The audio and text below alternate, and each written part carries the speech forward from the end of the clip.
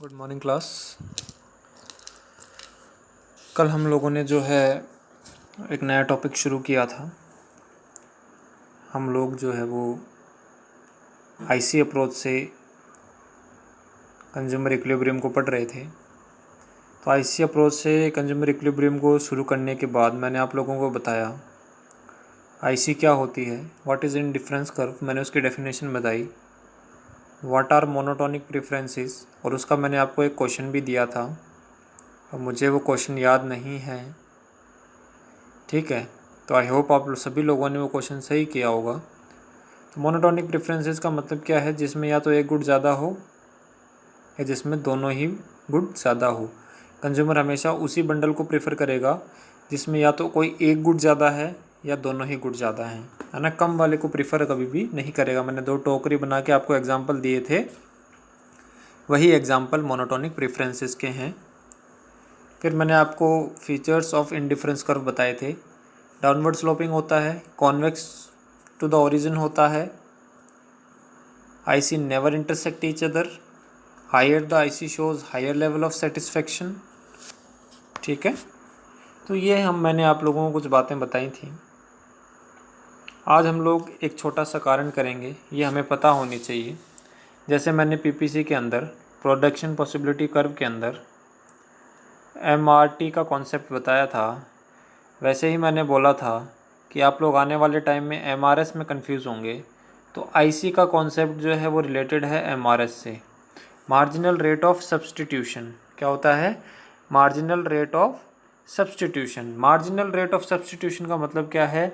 The rate at which the consumer is willing to substitute one good for the other, है ना। क्या बोल रहा है? The rate at which the consumer is willing to substitute one good for the other, है ना। कि MRS क्या होता है? एमआरएस का मतलब क्या है? There are two goods, commodity X and commodity Y. ठीक है, 1 2 3 4 5। कमोडिटी एक्स जो है वो हम लगातार इंक्रीज कर रहे हैं। मान लेते हैं कि कमोडिटी एक्स जो है वो है एप्पल, कमोडिटी वाई जो है वो है ऑरेंज। तो व्हाट इज़ एमआरएस? कि ये 2 कमोडिटीज़ हैं। एक कमोडिटीज़ को हम लगातार बढ़ा रहे हैं और एक कमोडिटी को लगातार घटा रहे हैं। क्या कर रहे हैं? घटा रहे हैं। क्यों घटा रहे हैं? ताकि हम एप्पल की 1 यूनिट ज़्यादा ले सकें। पहले हम एप्पल 1 खा रहे थे, ऑरेंज 5 थे। फिर हम 2 एप्पल खाने लग गए तो ऑरेंज 4 हो गए। क्यों हो गए? क्योंकि हमने एक ऑरेंज को सेक्रीफाइस किया to gain an additional unit of another commodity. वही एमआरटी वाली बात आ गई कि एक यूनिट को हमें सेक्रीफाइस करना पड़ेगा दूसरी यूनिट को लेने के लिए। ठीक है, वही है MRS, marginal rate of substitution. इसमें सब्स्टिट्यूट कर दिया जाता है। जैसे कोलगेट हो गई, कोलगेट के बहुत सारे ब्रांड्स हैं। बबूल हो गया, खुद कोलगेट हो गया, डाबर रेड हो गया, है ना, बहुत सारे, क्लोजअप हो गया, बहुत सारे ब्रांड है। अब मुझे जो है वो बबूल पसंद नहीं आया तो मैंने डाबर रेड यूज़ करना शुरू कर दिया। तो ये क्या किया? मैंने सब्स्टिट्यूट किया है। यही होता है मार्जिनल रेट ऑफ सब्स्टिट्यूशन। और why PPC is convex in shape, तो IC is convex in shape due to decreasing MRS, due to decreasing MRS।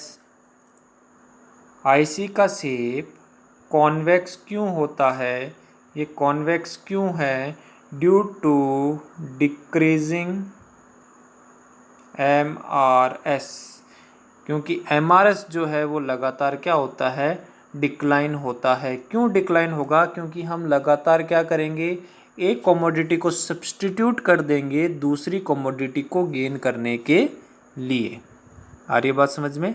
तो ये है एमआरएस का कॉन्सेप्ट, ये आप लोगों को पता होना चाहिए। अब आपके किताबों में बहुत सारी चीज़ें दी होगी, जैसे IC map, IC set, indifference map, indifference set, कोई ज़रूरी नहीं है, याद करने लायक चीज़ें नहीं हैं, पढ़ने की भी ज़रूरत नहीं है मेरे हिसाब से तो, है ना। तो फालतू चीज़ों पे ध्यान ना दें, नॉर्मल सी बातें लिखी हैं, आप किताबों में पढ़ लेंगे तो भी आपको समझ में आ जाएगा कि ये सिर्फ क्या है। अब मेन चीज़ पे आते हैं। तो मैंने आपको बताया IC क्या है, फीचर्स ऑफ IC क्या है, and what is MRS, marginal rate of substitution क्या होती है, और why IC is convection shape due to decreasing MRS। ठीक है, ड्यू टू डिक्रीजिंग MRS के डिक्रीजिंग होने के कारण IC इज़ कॉन्वेक्शन शेप। ठीक है, अब हम लोगों ने एक कॉन्सेप्ट पढ़ना है।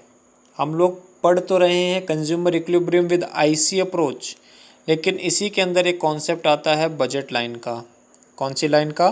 बजट लाइन का कॉन्सेप्ट आता है, क्योंकि IC से अगर हम लोगों ने कंज्यूमर को इक्विलिब्रियम में लाना है तो बजट को पढ़ना बहुत ज़्यादा ज़रूरी है। हम आए दिन जो है या डेली लाइफ के अंदर बहुत बार इस एक वर्ड का यूज़ करते हैं, यार मेरा बजट नहीं है ना। पापा को भी हम बोलते हैं पापा मुझे कंप्यूटर ला के दो या मोबाइल ला के दो, तो पापा क्या बोलते हैं, हमारा बजट नहीं है। हमारा क्या नहीं है? बजट नहीं है। तो बजट का मतलब क्या है? बजट एक ऐसा कर्व है जो हमें बताता है कि हम लोग कितने रुपए खर्च कर सकते हैं, है ना। सिंपल सी भाषा में कहें तो व्हाट इज़ बजट? तो बजट क्या है? हमारा एक्सपेंडिचर हमको बताता है कि हम कितना ज़्यादा खर्च कर सकते हैं। कौन बताएगा? बजट बताएगा। Budget is a graphical presentation of all possible combination of two goods which can be purchased with given income, है ना, which can be purchased with given income। ठीक है, क्या कहता है देखो बेटा, this is a budget line, ये कॉमोडिटी XY और ये कॉमोडिटी X, दो कॉमोडिटी हैं, ये एक बजट लाइन है। बजट लाइन पे भी 3 पॉइंट होते हैं, point 1, point 2, point 3। It shows the under utilisation, it shows the fuller utilisation and it is the unattainable point. ठीक है, what is budget line? Budget line refers to the graphical presentation of all possible combination of two goods. There are two goods, commodity Y and commodity X, which can be purchased with given state of income, जिसको हम अपने income group में खरीद सकते हैं, and which provide same level of satisfaction to the consumer, and which provide same level of satisfaction to the consumer. कहने का मतलब क्या है कि अगर इस बजट लाइन पे मैं कोई भी गुड खरीदता हूँ, है ना, जैसे ये मेरी बजट लाइन है। अब इस बजट लाइन के ऊपर दो पॉइंट हैं, point 1, point 2, point 3। These 3 point shows fuller utilisation, है ना। फुलर यूटिलाइजेशन को शो करते हैं। मान लेते हैं, ये देखें 5, 5, 2, 6,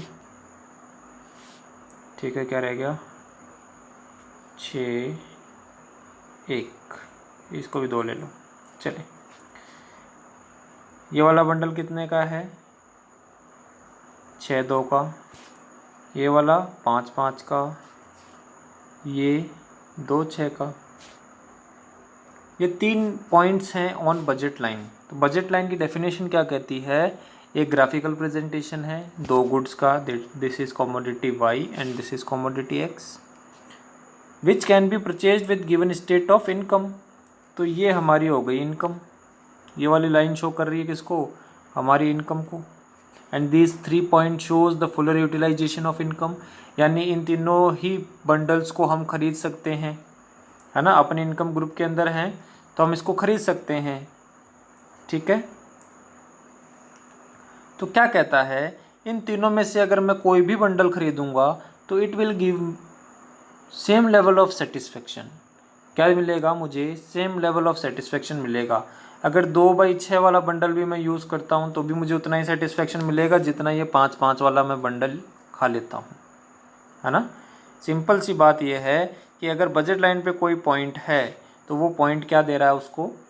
सेम लेवल ऑफ सेटिस्फेक्शन दे रहा है। क्यों दे रहा है same level of satisfaction? Because हम लोगों ने अपने बजट का पूरा यूज़ कर लिया है। We already used our budget. हमारी जो लिमिटेड इनकम थी उससे हमने जो मैक्सिमम यूटिलिटी है वो डिराइव कर ली है। इस वजह से ये तीनों ही पॉइंट क्या दे रहे हैं हमें? सेम लेवल ऑफ सेटिस्फेक्शन दे रहे हैं। कभी कभी एग्ज़ाम में क्वेश्चन आता है कि give the algebraic expression of budget line. Budget line की एल्जेब्रिक एक्सप्रेशन दीजिए। तो P x into Q x plus P Y into Q Y. This is the algebraic expression of budget line. What does it shows?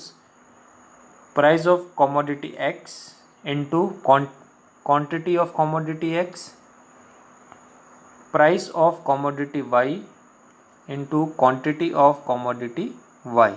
It should be equal to income of the consumer. ये किसके बराबर होनी चाहिए?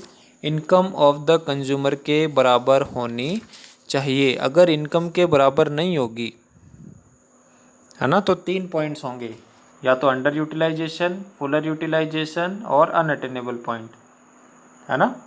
एक example लेके देखते हैं। चलें एक एग्जांपल लेते हैं एल्जेब्रिक एक्सप्रेशन का, कि एल्जेब्रिक एक्सप्रेशन को कैसे समझेंगे। तो algebraic expression is P x into Q x plus P Y into Q Y. यही तो एल्जेब्रिक एक्सप्रेशन है। किसके बराबर होनी चाहिए? इनकम के बराबर होनी चाहिए। ठीक है। Price of commodity x is 2 rupees and price of commodity y is 10 rupees, sorry 4 rupees. ठीक है। And income of the consumer is 20 rupees. कितना? 20 rupees. Now quantity of x will be 10 and quantity of y will be 0. कितना? 0। तो हमारे पास सारी values available हैं। Income मेरे पास है, प्राइस ऑफ y है, प्राइस ऑफ x है, क्वांटिटी दोनों की गिवन है। तो इस फॉर्मूले में रख देंगे। पी एक्स कितना है? 2 इंटू क्यू एक्स कितना है? 10 प्लस पी वाई कितना है? 4, क्यू वाई कितना है? 0 इज इक्वल टू 20। 2 10 जा 20 प्लस 0 इज इक्वल टू 20, यानी 20 is equal to 0, sorry 20 is equal to 20। यानी जो ये बंडल हम लोग खरीद रहे हैं, it will give us maximum satisfaction, क्योंकि ये हमारे बजट के अंदर है, फुलर यूटिलाइजेशन है। अगर यहीं इसी जगह अगर हम कोई चेंज कर देते, चेंज कैसा कि हम इस 0 को हटा कर 2 लिख देते, 4 इंटू 2 यानी 8, आंसर आता 28। रुपए तो हैं 20 ही, इनकम तो है 20 ही, तो 28 रुपये खर्च कर पाएंगे क्या? अनअटेनेबल पॉइंट, है ना। बात समझ में आ रही है क्या कह रहा हूँ मैं? इसकी जगह अगर मैं कर दूँ 6 तो ये हो जाता 12, सॉरी इसकी जगह मैं कर दूँ 5 तो ये हो जाता 10। एक मिनट,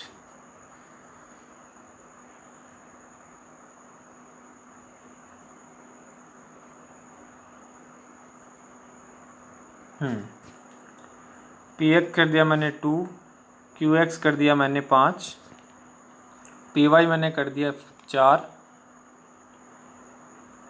और क्यू वाई कर दिया मैंने 2। ठीक है। तो 2 into 5 is equal to 10 plus 4 into 2 is equal to 8, यानी कि 18। इनकम कितनी थी मेरी? 20 रुपये। कम यूटिलाइज हुआ ना, तो ये हो गया अंडर यूटिलाइजेशन। यानी कि ये इक्वेशन आप लोगों को पता होनी चाहिए, p x into Q x plus P Y into Q y. This is the algebraic expression of budget line. ठीक है। तो मैंने आप लोगों को बताया कि बजट लाइन क्या होती है। तो budget line is the graphical presentation of all possible combination of two goods which give same level of satisfaction to the consumer within its income level, उसकी इनकम के अंदर, है ना। इनकम के बाहर कोई भी मैक्सिमम सेटिस्फेक्शन डिराइव नहीं कर सकता है, क्योंकि हम उन चीज़ों को खरीद ही नहीं सकते। फिर हम बात कर लेते हैं मोमेंट्स। अब मोमेंट्स किस में? बजट लाइन में। There are two types of moments in budget line. First one is shifting and second one is rotation. पहले में क्या होगी? शिफ्टिंग होगी, और सेकंड में क्या होगी? रोटेशन होगी। शिफ्टिंग किस वजह से होगी? What is the reason of shifting in budget line? It's only the income. And what is the reason of rotation in budget line? It's the price of commodity. Price of commodity. Simple सा कभी कभी 1 number में question पूछ लिया जाता है कि shifting क्यों होती है बजट लाइन में? इनकम के कारण होती है। रोटेशन क्यों होता है बजट लाइन में? Due to price of the commodity. ठीक है, बात समझ में आई? मैं पढ़ा रहा हूँ आपको मूवमेंट्स इन बजट लाइन। 2 तरीके के मूवमेंट होते हैं, shifting and rotation. Shifting means shifting क्यों होती है? इनकम के कारण। एंड रोटेशन क्यों होता है? प्राइस ऑफ द कमोडिटी के कारण। अब ये बहुत ध्यान से देखेंगे, क्वेश्चन पूछा जा सकता है, डायग्रामेटिक एक्सप्लेनेशन भी पूछा जा सकता है, तो आप लोगों को ये पता होना चाहिए। ठीक है, पहला जो मूवमेंट है वो है शिफ्टिंग, तो हम लोग शिफ्टिंग के बारे में पढ़ेंगे। ठीक है, this is a budget line and shifting क्यों होती है? इनकम के कारण होती है। तो इनकम में सिर्फ 2 तरीके का चेंज आता है। फर्स्ट, या तो इनकम बढ़ जाएगी, इंक्रीज़ हो जाएगी, या इनकम डिक्रीज़ हो जाएगी, घट जाएगी। तो इनकम जब बढ़ जाए, इंक्रीज़ हो जाए, फर्स्ट सिचुएशन कि इनकम जब इंक्रीज़ हो जाए तो budget line will shift to the right. Budget line will shift to the right. A B थी बजट लाइन, अब A B A dash B dash हो गई। ये कमोडिटी एक्स है, ये कमोडिटी वाई है। ठीक है, ध्यान से देखना। When income of the consumer increase its budget will also increase. मेरी इनकम 20 रुपये थी, तो 10 रुपये मैं खर्च कर देता था और 10 रुपये मैं सेव कर लेता था, है ना। हम अपनी एंटायर इनकम खर्च नहीं करते हैं, कुछ सेव करते हैं। मेरी इनकम 40 रुपये हो गई, तो मैं अपना खर्चा बढ़ाऊंगा कि नहीं बढ़ाऊंगा? मैं अपना खर्चा भी बढ़ा दूंगा। मैंने 20 रुपये खर्च करने शुरू कर दिए और 20 सेव करने शुरू कर दिए, तो मेरा बजट तो बढ़ा ना 10 रुपये से। तो इनकम जब बढ़ेगी तो बजट लाइन क्या होगा? शिफ्ट कर जाएगी to the right. And when income decreases budget line will shift to the left, है ना। वहीं अगर मेरी इनकम 20 रुपये से 10 रुपये हो जाती तो 5 रुपये मैं खर्च करता और 5 रुपये मैं सेव करता। ये रेशो अलग हो सकता है, कोई 8 रुपये खर्च कर देता 2 रुपये बचाता, कोई 9 रुपये खर्च कर देता 1 रुपये बचाता। लेकिन क्या हो रहा है? बजट तो कम हो गया ना, पहले के मुकाबले अब हम कम खर्चा करेंगे। तो 2 सिचुएशन बहुत ईजी है, कुछ भी ज़्यादा रटने की ज़रूरत नहीं है कि बजट लाइन में शिफ्टिंग क्यों होती है। Due to income of the consumer. Income या तो बढ़ेगी, इंक्रीज़ होगी, या घटेगी, डिक्रीज़ होगी। अगर बजट में शिफ्टिंग होती है इनकम के कारण, इंक्रीज़ होती है इनकम, तो budget line will shift to the right. अगर इनकम डिक्रीज़ होती है तो budget line will shift to the left. याद रखेंगे, इम्पॉर्टेंट है। ठीक है, तो आज हम लोगों ने जो है वो क्या पढ़ा? एमआरएस के बारे में पढ़ा, मार्जिनल रेट ऑफ सब्सटीट्यूशन। किस रेट से हम लोग एक कमोडिटी को सब्सटीट्यूट कर देते हैं, बदल देते हैं, उसके जगह दूसरी कमोडिटी का यूज़ करना शुरू कर देते हैं, उसको क्या बोलते हैं? सब्सटीट्यूशन बोलते हैं। ठीक है, एमआरएस ऑलवेज डिक्लाइंस, हमेशा घटेगा। इसी वजह से आईसी किस शेप में होता है? कॉन्वेक्शन शेप में होता है। फिर मैंने आपको बजट लाइन के बारे में बताया, बजट लाइन की मैंने अलजेब्रिक एक्सप्रेशन बताई, वेरी इंपॉर्टेंट, पता होनी चाहिए। P x into Q x plus P Y into Q y, ये आपको पता ही होनी चाहिए। फिर मैं आज आपको मूवमेंट्स बता रहा था। मूवमेंट्स में मैंने 2 तरीके के मूवमेंट्स बता दिए, रोटेशन एंड शिफ्टिंग। रोटेशन क्यों होती है? Due to price of the commodity. And shifting क्यों होती है? Due to income of the consumer. Income या तो बढ़ेगी या घटेगी, बढ़ेगी तो राइटवर्ड शिफ्ट, घटेगी तो लेफ्टवर्ड शिफ्ट। कल हम लोग जो है वो रोटेशन के बारे में पढ़ेंगे, और रोटेशन के बाद हम लोग consumer equilibrium with IC approach को पूरा कर लेंगे। ठीक है। ओके।